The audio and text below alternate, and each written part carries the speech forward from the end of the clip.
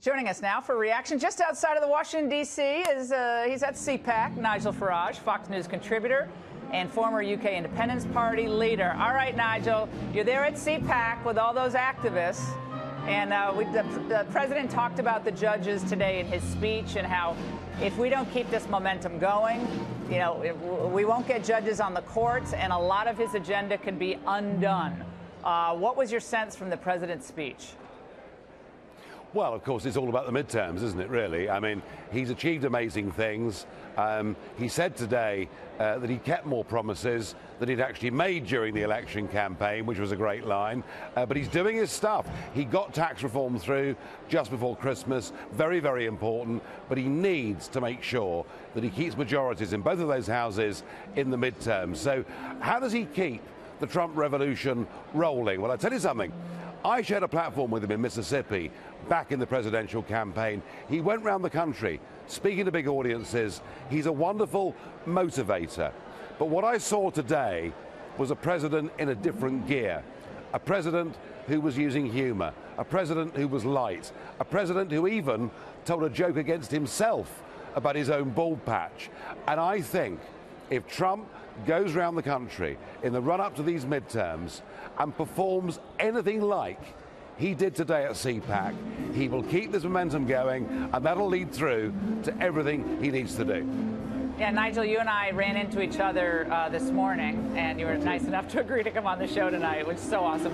But it was right before the president spoke. I spoke at around 9 o'clock, and what I was trying to do, and I know you said this as well, you had such a great speech, that we need to be happy warriors.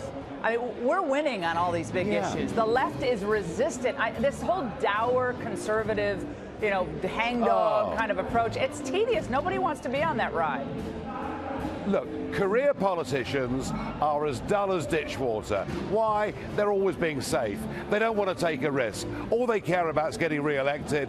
They're not doing this out of passion, belief in country, patriotism, caring about ordinary people. They are dull. They are humorless. They are without any real personality. And what sparkled today from the president was him being him. And I was very, very privileged, Laura, to meet you this morning, but I was also very privileged to meet the president just after he came off stage. And I saw a man there, you know, absolutely at the top of his game. I get the feeling that this president is now really enjoying what he's doing.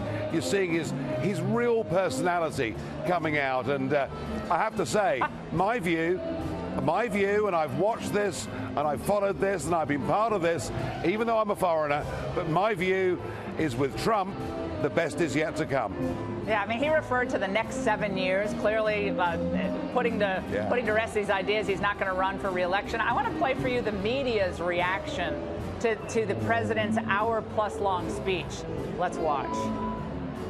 This morning at CPAC, he covered at least 31 different topics in an hour and 15-minute speech, but it took almost 40 minutes before the president began his conversation on the Parkland school shooting. President Trump made time in his CPAC speech today to address his bald spot, yet nothing on Russian election meddling. Both at CPAC and at his news conference, he conveniently avoided talk of his new tougher position on guns. Nigel, I mean, the president was self-deprecating, which the media had complained he never was. I howled. We were watching it in our hotel room.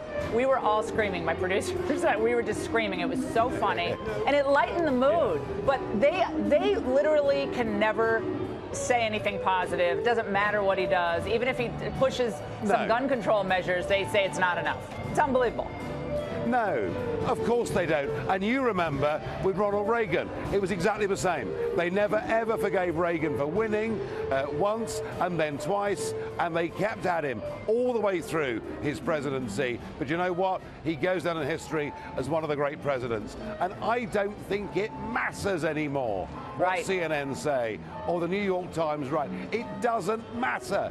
The world has changed. You know, people out there, ordinary folk, decent, ordinary people who live their lives, do their jobs, pay their taxes, obey the laws, bring up their families. they don't care anymore what mainstream media is telling them. Yeah. Do you know what? They make up their own minds. I think you're right. The progress has left them behind, and it's almost not worth engaging with them or getting demoralized or distracted by what they're saying or the constant resistance. Move the ball down the field, get great legislation passed, do the stuff that he's already done, and then some. I want to show a poll on screen. U.S. satisfaction with world standing hits 13-year high. 45% positive rating. 2017, it was 32%. 2005, it was 48%. That's the Gallup poll. So, Nigel, my question to you is, how are we being viewed, do you sense, internationally? Americans are happy with how they think we're being viewed by the rest of the world under Trump. At least it's gone up. It's still not a majority. But that's good news considering where they predicted he was going to take us. Well, let's be fair. Obama was a disaster. America's standing in the world went down considerably during the 8-year period. And everyone said that Trump on the world stage would be an embarrassment. He'd be a dummy. He wouldn't know how to behave. And do you know what? Right from that Riyadh speech, his first speech, through to Davos, where he delivered the line, you know, America first, but America not alone, did it beautifully, and people understood it all the way through. He has behaved on the international stage with huge dignity, with great confidence. In fact, when he was in Beijing, walking around, I thought he was about to put a bid in to buy the place. You know, that would be nice. Yeah, we need that to happen. We don't even have time to get into the China thing, but he's finally, he's actually the first president to address the China threat in a substantive way on trade, and not afraid to say so, Nigel, which is fantastic. Nigel, thank you so much for joining us. We got to roll, but have a great time. It was great to see you today, and fantastic speech.